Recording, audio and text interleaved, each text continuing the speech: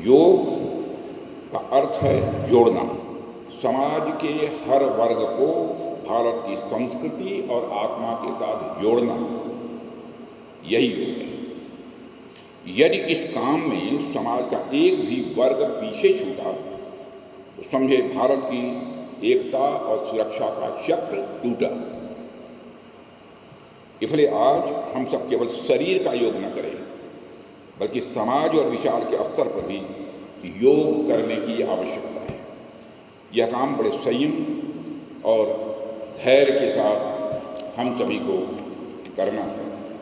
तो साथियों, मैं आपको स्वयं अपना भी एक उदाहरण देता हूँ। कई बार मेरे समक्ष ऐसे मौके आते हैं जब मुझे भी बड़े निर्णय लेने पड़ते हैं, जब कार्य का दबाव बढ़ जाता है। ऐसी स्थिति को अगर मैं उचित तरीके से संभाल पाता हूँ तो उसके पीछे योग का एक बहुत बड़ा योगदान होता है। योग मुझे शांत रहने की शक्ति देता है। यह मेरे लिए उस पाज यानी ठहराव की तरह है जो एक्शन और रिएक्शन के बीच होता है, और इसी ठहराव में छिपी होती है हमारी असली शक्ति।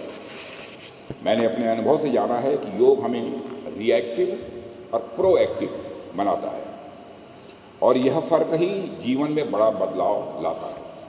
कल्पना कीजिए कि एक व्यक्ति क्रोध में आकर निर्णय लेता है और दूसरा व्यक्ति शांत चित्त होकर वही निर्णय लेता है, तो दोनों की दिशा और परिणाम अलग होंगे, और यही फर्क योग लाता है। मुझे अपनी सेनाओं से भी बेहद नज़दीकी से जुड़ने का अवसर मिला है। मैंने आर्म्ड फोर्सेस में भी अपने सैनिकों का योग के प्रति रुझान देखा है। कई जवान तो ऐसे हैं जो कि वह नियमित योग करते हैं, और इसका सीधा प्रभाव उनके डिसिप्लिन और फोकस पर दिखाई देता है। योग किसी भी सोल्जर को न सिर्फ शारीरिक रूप से बल्कि मानसिक रूप से भी तैयार करता है, जिसका लाभ हमें बैटल फील्ड में भी देखने को मिलता है।